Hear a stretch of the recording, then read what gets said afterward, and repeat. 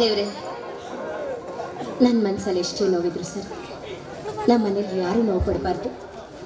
ಅವ್ರ ಮುಂದೆ ನಾನು ಯಾವಾಗಲೂ ನಗಾಡ್ತಾ ಇದ್ದರೆ ನನ್ನ ಮನೆಯವರೆಲ್ಲ ನಗ್ತಾಗ್ತಾ ಇರ್ತಾರೆ. ಇವತ್ತು ರಕ್ಷಾಬಂಧನ. ನಮ್ಮ ಅಣ್ಣಂಗೆ ಅವನು ಹೇಳೋ ಮೊದಲೇ ಎದ್ದು ರಾಖಿ ಕಟ್ತಿದ್ದೆ. ಇವತ್ತು ತಡವಾಗಿ ಕಟ್ತಿದ್ದೀನಿ. ಅವ್ನ ಮನಸ್ಸಿಗೆ ನೋವು ಮಾಡ್ಕೊಳ್ದೇ ಇರಲಪ್ಪ.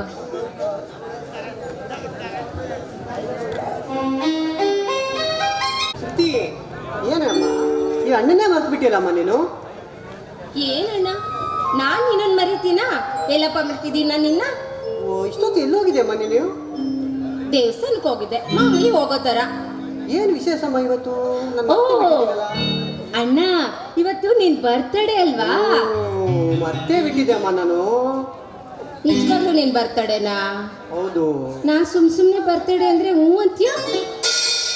ಏ ಅಣ್ಣ, ನನಗೆ ಗೊತ್ತು ಇವತ್ತು ರಕ್ಷಾಬಂಧನ. ನನ್ನ ತಂಗಿ ಇನ್ನೂ ರಾಖಿ ಕಟ್ಟಿಲ್ಲ ಅನ್ನೋ ಕೋಪದಲ್ಲಿ ತಾವು ಎಲ್ಲೋ ಸೀಟ್ ವಾಸನೆ ಬರ್ತಾ ಇದ್ದಿಲ್ಲ ಅನ್ಕೊಂಡೆ ಬಂದೆ. ಉರ್ಕೊಂಡ್ಬಿಟ್ಟಿದ್ದೀರಾ ಅಲ್ವಾ? ನಾನು ಮರ್ತೇ ಬಿಟ್ಟಿದ್ದೆ ಕಣಮ್ಮ. ಓಕೆ ಅಮ್ಮ.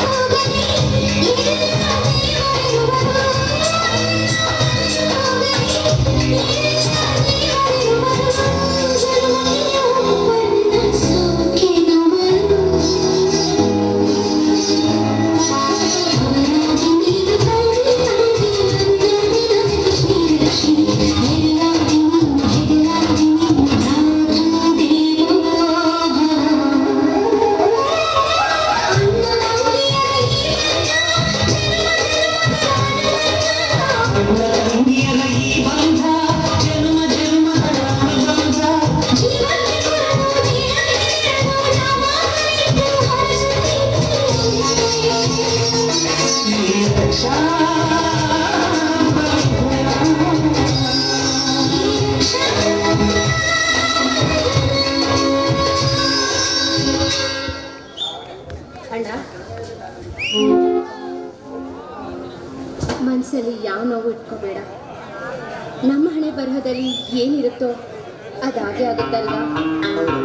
ಅಪ್ಪ ಅಮ್ಮಗಿಬ್ರಿಗೂ ನಾವೇ ಧೈರ್ಯ ಹೇಳ್ಬೇಕು. ಯಾವತ್ತೂ ನೀನು ಸಪ್ಪೆ ಮುಖ ಮಾಡ್ಕೊಂಡಿರ್ಬಾರ್ದು, ಸರಿನಾ? ಖುಷಿಯಾಗಿದ್ರೆ ನನಗೆ ಸಾಕು ಅಮ್ಮ. ನೀನು ಖುಷಿನೇ ನನ್ನ ಖುಷಿ. ಹೌದಾ? ಸರಿ ಬಾ, ಅಪ್ಪಗಾಯ್ತು.